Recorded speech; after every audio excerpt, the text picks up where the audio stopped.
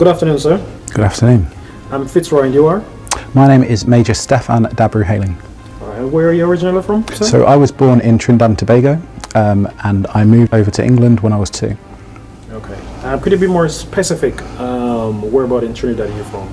So my family and myself are from Port of Spain in Trinidad, from the capital, but my maternal side of the family, where I normally spend my time, live across in Aruca.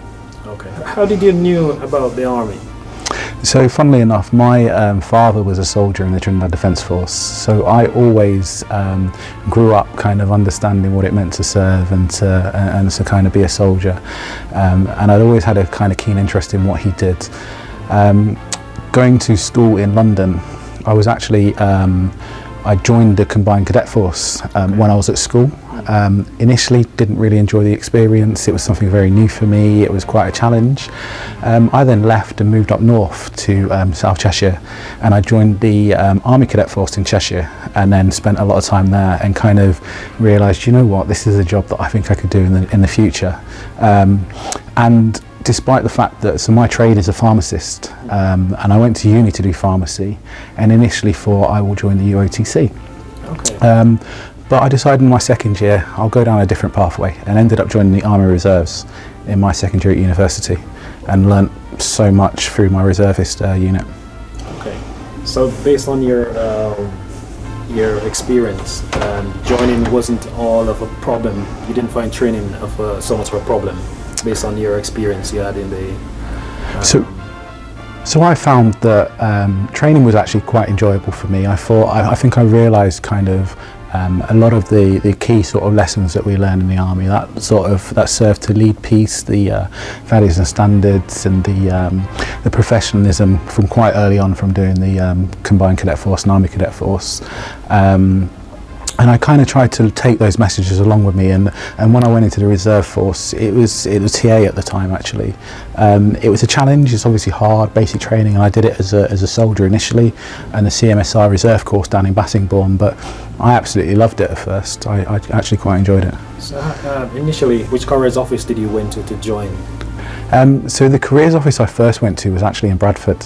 But interestingly enough, knowing that I was at university doing pharmacy, when I asked the question of, do you know much about my trade and what are the opportunities for me there, they didn't actually seem to know too much specifically about that. So I found that they did direct me to the reservist centre, which was 212 Field Hospital up in at the time up in Bradford.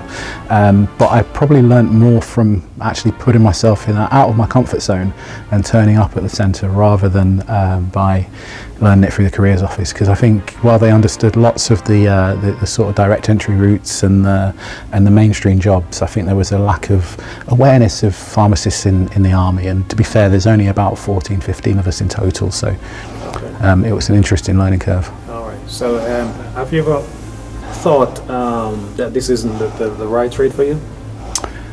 Somewhere along the line, based on obstacle that you might come across? So in terms of obstacles and sort of what trade I chose, quite interestingly, I think as a number of people at the sort of young age of 16, 17, 18, going to university, find their place in the world, realising they've got kind of professional skills. I think I really wanted to join the army before I had my qualification. And although it felt like I was being led down the path of obviously being a pharmacist within defence, within the army, I always questioned and have questioned and reflected on since, were there other opportunities for me? Could I have joined another trade? Could I have taken up different professions? But I think at the time, because it was so set out before me what would happen, I think very early when I joined the reservist, the TA up in Bradford, it was very much you're going to be a potential officer, this is what you're going to do, this is where you're going to work. So I think it was quite natural what was coming next, and I always had that ambition to transfer to the regulars from very early on. I just wanted it to be at the right time. I wanted to get that little bit of a professional experience behind myself before I did make the jump across. Okay. In terms of deployment, have you been outside of this country? Have you deployed? So I've been quite fortunate to serve with a number of medical regiments. I've served with 16 Medical Regiment and I've served with 3 Medical Regiment, and I've been quite fortunate, especially with 16, to have deployments such as to Oman to set up a field hospital and run the pharmacy department there. I've been part of the wider sort of medical team and the clinical ops cell there, working in countries such as Croatia, in Germany.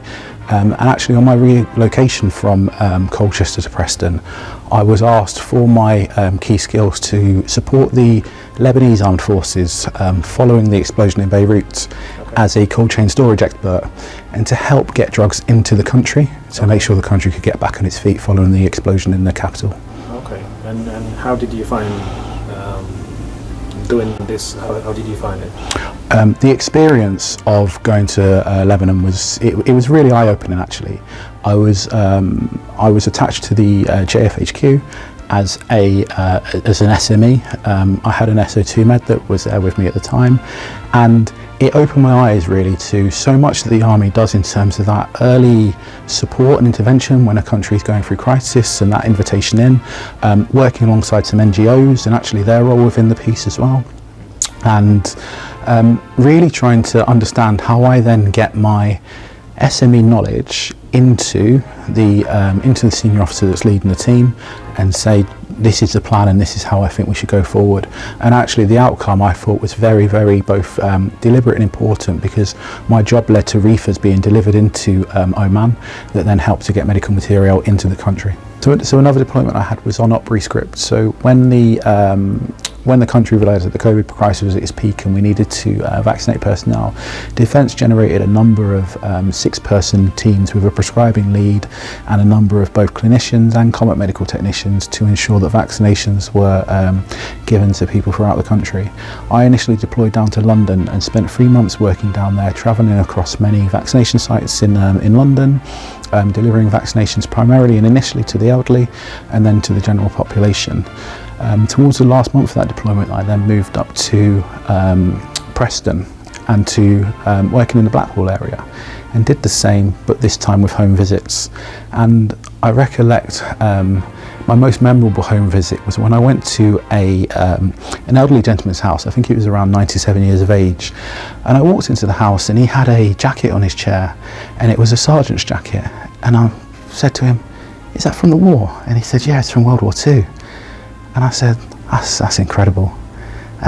So I did his vaccination, and then I looked at all the memorabilia he had on the table, and I believe he was with the polar bears. And he said, "Yeah, I stormed the beaches of Normandy. I traipsed across Europe and helped to liberate Europe." And I just went, this is exactly why I joined the Army. This is exactly why I do what I do, and why I bring my professional skills and my professional knowledge to this, because I'd done so previously, running flu vaccination clinics and all sorts as a civilian. I'd done prescribing qualifications paid by the Army, and I volunteered exactly for this reason, to make sure that not only actually our soldiers and officers could have the confidence to both fight and to live and to get the healthcare they needed, but also to do the same with the general public. It was honestly one of the proudest moments of my career. Sir, where do you currently base? So I'm currently based, my job is at Army headquarters, and I'm currently working as the Army's command pharmacist, as well as the SO2 allied health professionals. My job's at Army headquarters, but my office is at Sandhurst in Robertson House. Okay, so if I could ask, could you give us a better insight of your day-to-day business as it relates to your job? So absolutely, my day-to-day job, if I focus on the pharmacy side first, it's very much about what we call medicines management, which is how we get the right drugs to the right patient at the right time. And we've got to look at that whole picture. So the procurement, ensuring that we actually get the drugs to the right place in the first place, from industry, from the manufacturers via our suppliers and Team Leidos, into the units and into the establishments that we use them. How we store those drugs effectively and appropriately, how we train our clinicians and medical technicians to utilise those drugs and when they would use them in the patients, and how we then deliver them to the patients themselves. But it also encompasses things like the governance assurance around the control of the drugs, and it also encompasses the destruction of the drugs if we do not use them as well. In terms of persons wanting to join your corps or on a broader scale, the Army, RAF, Navy, what sort of encouragement you'd give to anyone? So I always look at especially as myself as a professionally qualified officer, I always look at both the effect we can have in terms of our professional knowledge and the fact that the AMS is such a diverse corps in terms of trades, and there's so many places that we can have an effect and we can help support that patient and give the Army the confidence to fight. And I almost always look at the Sandhurst motto as well, that serve to lead, because not only am I able to do that from a professional point of view as well, I'm also able to turn around and go, do you know what, I am supporting that frontline soldier on the ground, even if it's not directly one-to-one with them. I am absolutely providing my service and leading so that they can then be safe and do their job effectively on the ground as well. What does this conference today meant to you? So the conference is priceless from my point of view. The Army Multicultural Network sits as one of the 4 employee support networks in the Army, and it very much sits in that space that helps to understand and appreciate the lived experience, the challenges, and realise the potential of our ethnic minority soldiers, both the soldiers and the officers.